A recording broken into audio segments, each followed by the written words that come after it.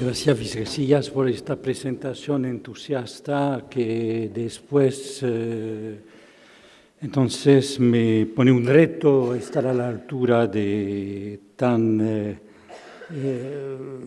entusiasta presentación. Pero antes de desarrollar la conferencia, que quisiera primero subrayar que lo que hemos escuchado en las presentaciones e intervenciones anteriores subrayan bien las paradojas del espacio del autismo cuando nos acercamos de este lugar tan particular en lo que se llama el campo de la psicopatología, que va mucho más allá. Y estoy especialmente agradecido de poder intervenir después de la secuencia anterior, que fue la de los testimonios, tanto de los padres que el de Cristian, que fue particularmente, enseñante y divertido. Paradojas de la educación es que efectivamente, finalmente, cuando se acerca del autismo, se finaliza nosotros mismos enseñados por lo poco que da el diagnóstico cuando se enfrenta con la particularidad de los casos. Y finalmente estamos enseñados como los participantes de los cursos de medio ambiente en el cual Jean David enseñó.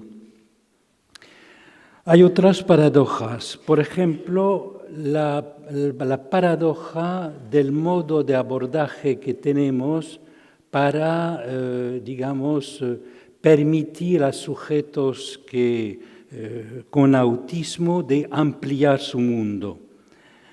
Hay que ver que hay una cosa en común entre las terapias cognitivo-conductuales y nosotros. El punto en común es que tanto ellos como nosotros no establecido una relación clara entre lo que sería una causa biológica y el tratamiento. Ellos se centran en un punto único, modificar el comportamiento y funciones cognitivas. Nosotros nos centramos en completamente otra cosa, nos centramos en esta marca de la lengua sobre el cuerpo, como lo ha subrayado Miquel Bassols en su conferencia. Pero los dos estamos a distancia de la causa. Y felizmente, porque Guy Briol nos ha presentado lo que pasa cuando precisamente se basa una terapia sobre la causa biológica. Y vemos la extraña particularidad de estos tratamientos que quieren al mismo tiempo basarse en una causa, discursos compatibles con la ciencia, pero que producen tratamientos que parecen muy extraños y que son muy difíciles, por supuesto, a construir en un consenso. Otra paradoja es la paradoja del diagnóstico y de los temas del diagnóstico que fueron abordados en la mesa dedicada a esto. En el siglo XX, la manera de abordar el diagnóstico era de hacerlo, como lo subrayó Gabriela Medin, con una reticencia, no dar diagnósticos, porque esto podía coagular una identificación y un comportamiento ya preestablecido. Pero ahora estamos en el siglo XXI y hubo un cambio completo. Cambio completo es que antes el diagnóstico era el saber medical y podía restringirse, no darse.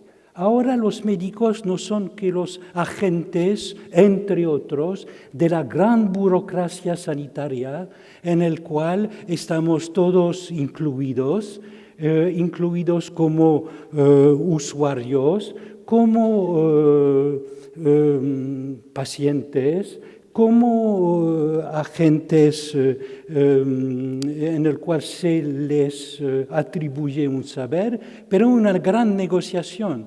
Y la burocracia sanitaria necesita una lengua perfectamente transparente en el cual puede circular el diagnóstico. Es absolutamente una nominación necesaria para repartir los derechos y deberes dentro del lenguaje de la burocracia. Del punto de vista de los usuarios, un diagnóstico es un empowerment, es un poder, es una llave de acceso a efectivamente recursos que si no hay esta nominación no hay acceso. Entonces, en el siglo XXI estamos más en, por supuesto, distribuir los diagnósticos, pero añadimos el diagnóstico más la singularidad. Y efectivamente esto complica la cosa. Así que no hay que tener nada de nostalgia de lo que era el funcionamiento del diagnóstico en el siglo XX. Y no habrá un paso atrás. No es nostalgia pensar que se puede restituir el viejo, digamos, sistema de distribución de entidades en la psicopatología de antes. Ahora, más bien, los diagnósticos son efímeros, ligados efectivamente a conflictos de intereses múltiples que definen un cierto régimen de funcionamiento del espacio de la burocracia y con la tendencia efectivamente a simplificar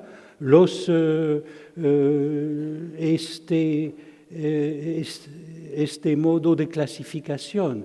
Efectivamente, siempre se producen burbujas que hacen que más o menos la infancia se circula entre 3 nominaciones: trastornos de hiperactividad, espectro del autismo y bipolaridad. Y efectivamente después con juegos de intercambio a veces se revela que uno que estaba en una categoría pasa a una otra. Y es esto más bien el efecto de simplificación debido a la globalización, de la misma manera que el inglés, cuando pasa al Globish, se reduce a una lengua un poco, digamos, muy simplificada. De la misma manera, cuando pasar una clasificación de psicopatología al nivel global, mundial y atravesando todas las lenguas, se simplifica. Pero es así que va a ser el régimen del siglo XXI. Cuando añadimos singularidad, vemos efectivamente el hecho de Christian nos ha mostrado, él se puede calificar de Asperger, pero añade mucho del lado de la singularidad. Es alguien muy especial en este sentido, que ve que no entra fácilmente en la clasificación general. De la misma manera, entre paradojas de la tensión entre lo que es la inclusión y los que reivindican más bien la neurodiversidad, frente a la neurotipicidad, de aceptar la neurodiversidad. Y entonces la inclusión para los que sostienen la neurodiversidad sería un aplastamiento, un modo de homogeneificación de la diversidad. Pero lo que hemos visto en los testimonios es que la verdadera inclusión produce un más de diversidad en las prácticas de los enseñantes, introduce algo del interés de la práctica a plusieurs, a muchos, y implica, digamos, una fábrica del más de diversidad.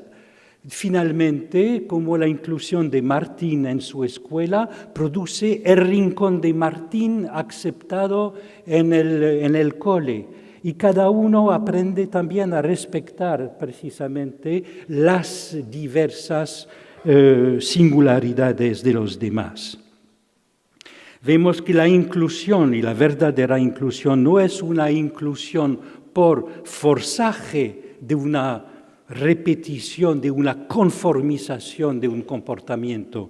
Más bien es una inclusión por el saber, por el interés por el saber. Como lo subrayaba Vilma Cocos, citando a Naoki Higashida, los sujetos autistas o con autismo son hambrientos de conocimientos y es por la vía de este hambre por el saber que se puede incluir el sujeto. Un paradoja más es el modo con lo cual utilizamos la repetición dentro del acercamiento con el sujeto autista. La repetición, el sameness, pues este rasgo que fue aislado desde los primeros momentos en el cual se destacó la categoría de autismo. Esta repetición para nosotros es utilizable como instrumento para agrandar para el mundo del sujeto. Porque en esta repetición misma es repetición no solamente de lo mismo, pero repetición de la letra, repetición de manera tal que entre cada elemento de repetición, sea repetición de un sonido, de una imagen, de un ruido, de un comportamiento, todo lo que es vinculado en su complejidad al objeto autista, en esta repetición misma hay la letra y el agujero. Como Daniel Tammet decía que entre los números enteros había un agujero, un corte en el cual quería incluir su cuerpo, y todo lo que el pasaje citado de Tammet sobre la distancia entre un farol y un otro y cómo él podía incluir su cuerpo entre precisamente la numeración y enumeración posible, es el Aquiles y la tortuga que se incluye con su cuerpo dentro de esta enumeración. En este sentido, la paradoja que se nos presenta al acercarnos del campo del autismo es que podemos utilizar todos los elementos que sean, yo decía, imágenes, sonidos, elementos de películas, film, dibujos animados, todo esto que puede ser utilizados por un sujeto autista en su interés y su centro de interés, podemos utilizarles de manera tal que funciona como un modo de entrada dentro de este mundo. Y especialmente recuerdo los debates inútiles sobre, por ejemplo, la función del pictograma, etc. Hay un uso, digamos, fatal de estos recursos de imágenes diversas. Hay un uso fatal, aburrido, que efectivamente tipo robot, y hay completamente otro tipo de uso. Y es especialmente el interés, por ejemplo, de lo que fue la affinity therapy, un modo de uso de los centros de interés, affinity, las afinidades de un sujeto, por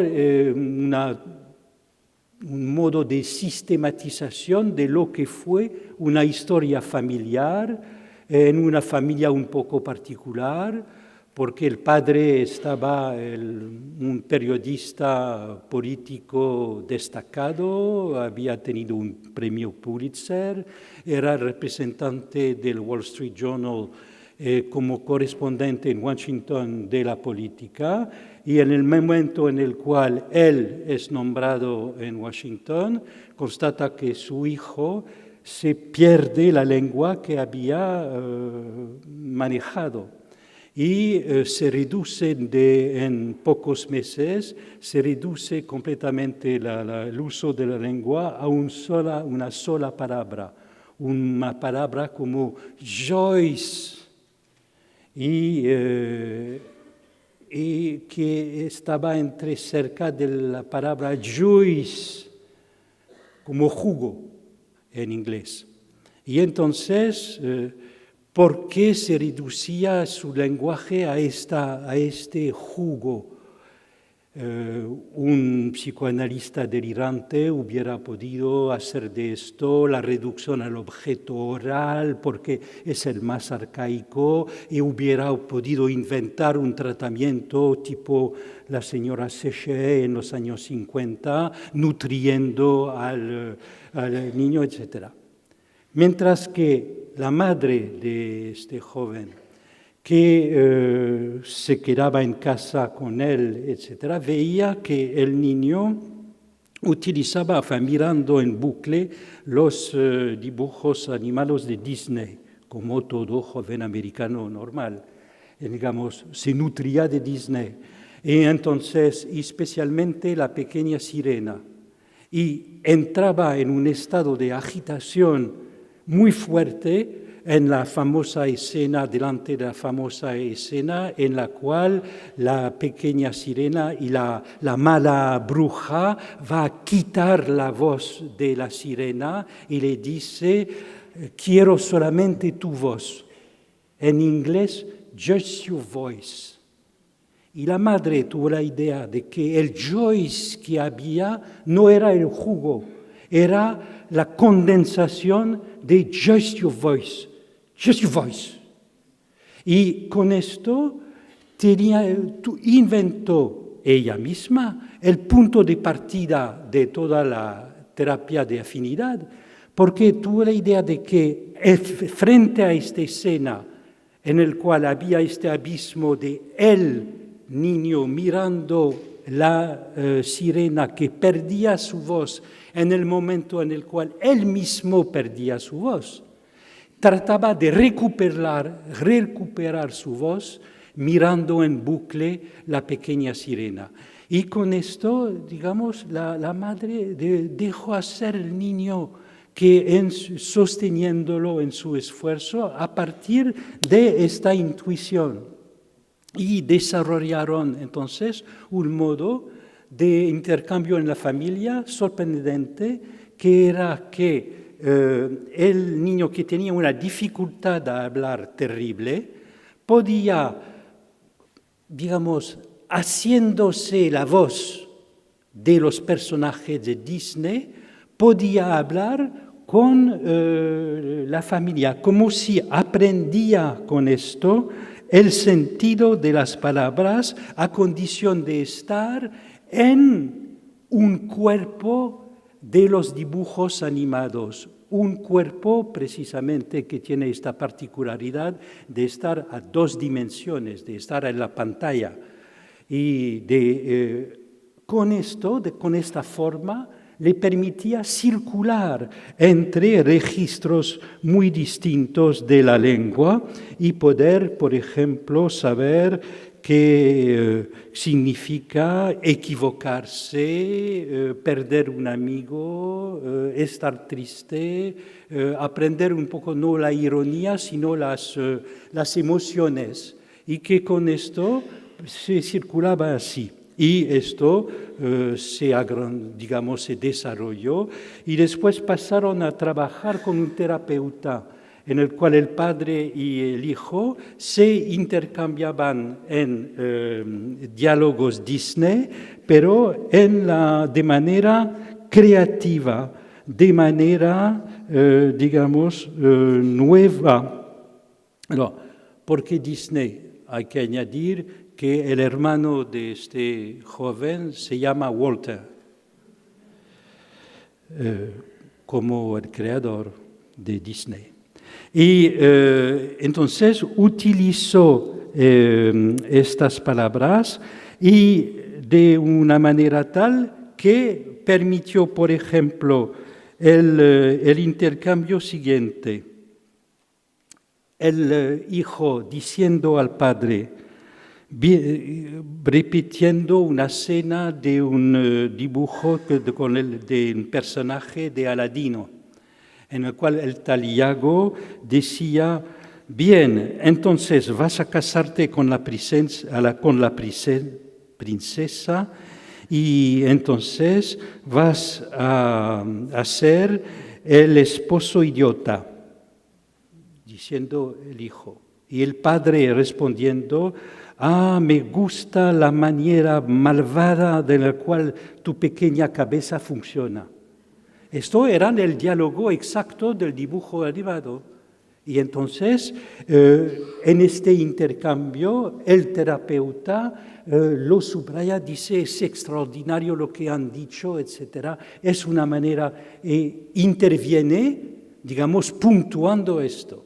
Ahora, es completamente otra cosa de considerar esta manera de utilizar la repetición y, por ejemplo, el material tipo Disney, de que lo han hecho, por ejemplo, en los investigadores de la Universidad de Yale, que tienen una terapia, que es una terapia más o menos, que también parte de los intereses del niño, pero definida como solamente en términos de comportamientos, reforzar a partir de los intereses del niño, reforzar el comportamiento. Por ejemplo, dicen si un niño quiere un peluche, alors, se parte del interés del niño por el peluche, se hace un intercambio con el niño y si utiliza una frase completa con un sujeto, un complemento, un verbo, entonces se le da el peluche, si no, no. Entonces, ellos dicen que la terapia por afinidad es un variante de terapia conductual, pero vemos que si se reduce a esto, se pierde completamente el interés de este intercambio entre padre e hijo, en el cual no es solamente un reforzamiento del lazo por obtener el objeto, hay mucho más que circula entre los dos. De esta manera, ¿cuánto tiempo más tengo? Depende del... de la misma manera, bien, voy a terminar dentro de 10 minutos, será media hora. De la misma manera, la madre de un niño autista ha utilizado el sistema Siri que hay sobre el sistema de los smartphones, el sistema Siri en el cual el niño desarrollaba con el partener Siri una serie de conversaciones en el cual los equívocos de la lengua podían tener un lugar particular. Por ejemplo, el niño tenía su centro de interés, era la meteorología. Y entonces, gracias a Google, podía hacer, con el teléfono, hacer toda una clasificación de todos los tipos de tormentas que habían en un día determinado en los Estados Unidos. Y tormentas hay en los Estados Unidos. Y entonces tenía todo un diálogo con Siri sobre todo esto. Y al final de un intercambio muy serio de 1 o 2 horas sobre el tipo de tormentas y las nubes y el tipo de nubes, concluía, eres un ordenador muy amable.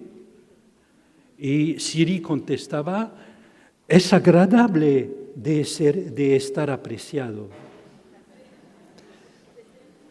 Y el tipo de intercambio así un poco desplazado permitió a este chico de incluirse.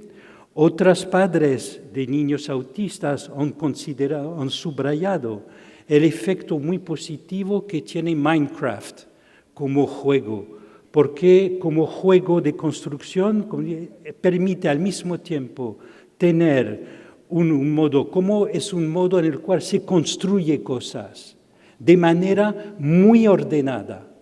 No es un juego de destrucción, no es Assassin's Creed, por ejemplo. Es más un juego de construcción. Entonces permite definir un ambiente con reglas precisas y también hacer obra de creación. Y esto que fue primero dado por testimonios así diseminados de padres de niños autistas que tenían la experiencia de la función de Minecraft, ahora es utilizado de manera mucho más sistemática porque es precisamente un manejo al mismo tiempo de la repetición y de lo nuevo. No es un juego de rol de qué se trata, como dicen los investigadores de Yale. No es esto, lo que se trata en todos estos usos de los aparatos o de las objetivaciones de la repetición, en todos los dispositivos técnicos que ahora son muy difundidos. Lo que se juega allí es un modo de tratamiento por la articulación de la repetición, de la insistencia de la voz y del ruido de la lengua. Y es modos en estos aprendizajes, en estas repeticiones en el cual se incluye el cuerpo, y a partir de estos elementos así recogidos en estas distintas maneras de producir letras, cortes, individuaciones, así se introduce modos de cortes y de agujeros, mientras que se constituye el borde del niño.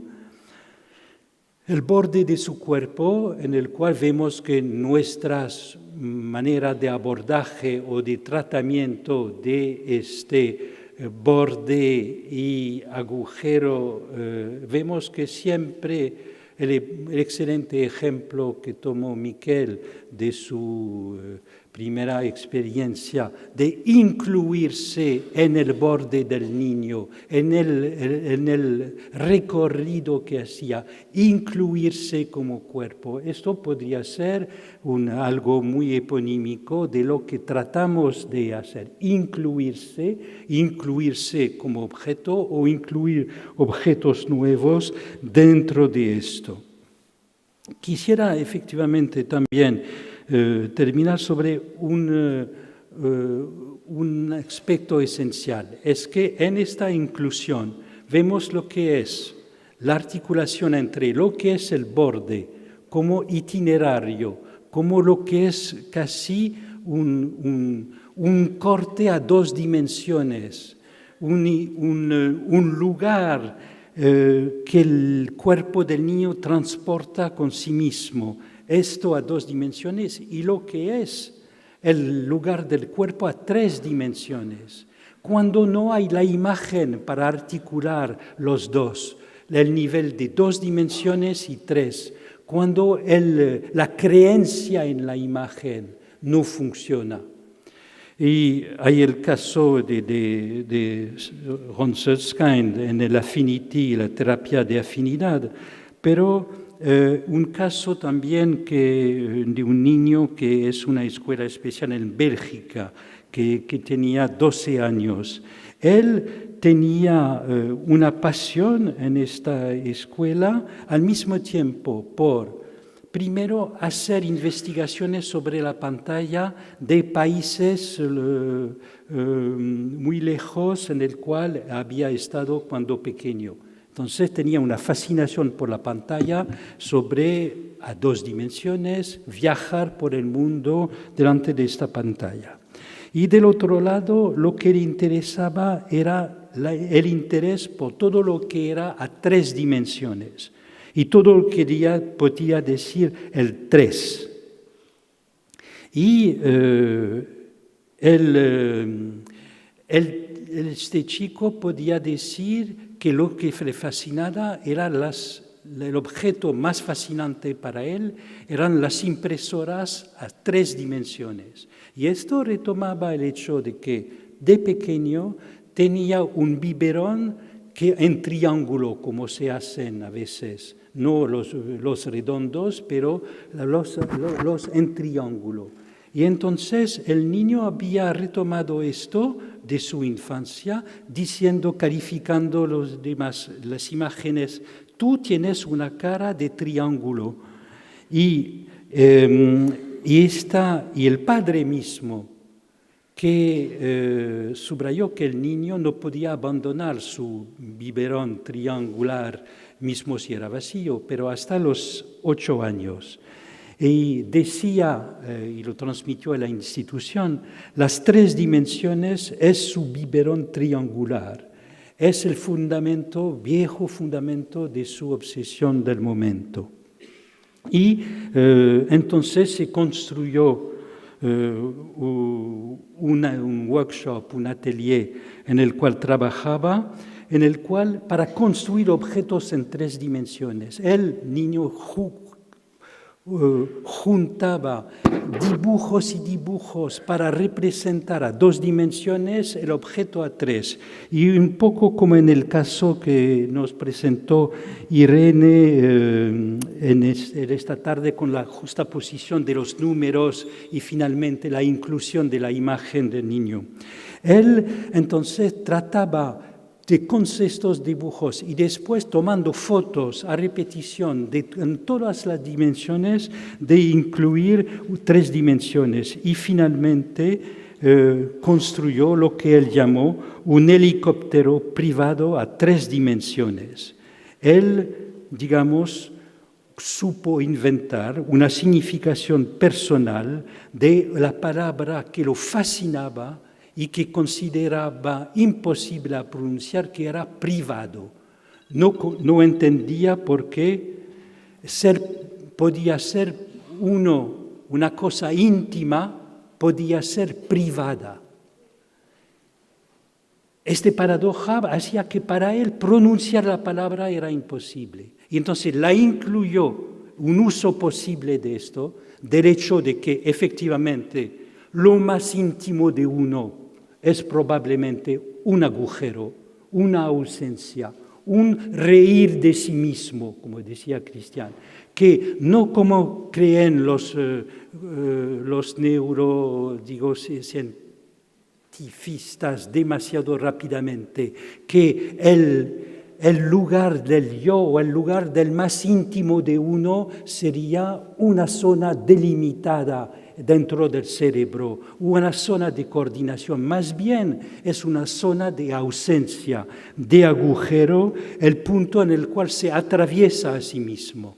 Y bien, lo que Christian construyó con su reír de sí mismo, este niño Jules, con la construcción del helicóptero privado de 3 dimensiones, finalmente mostró también lo que es nuestra manera de inducir los sujetos a producir las significaciones que no tienen de antemano en la suposición de una significación común. Hay que producir la significación privada y con estos objetos y con la ayuda del uso de estos objetos se produce así un modo de utilizar la lengua común. Es esta paradoja que tratamos de mantener como una vía de un uso en la particularidad de un objeto inventado, producido. Esto da acceso a lo que es el mundo común.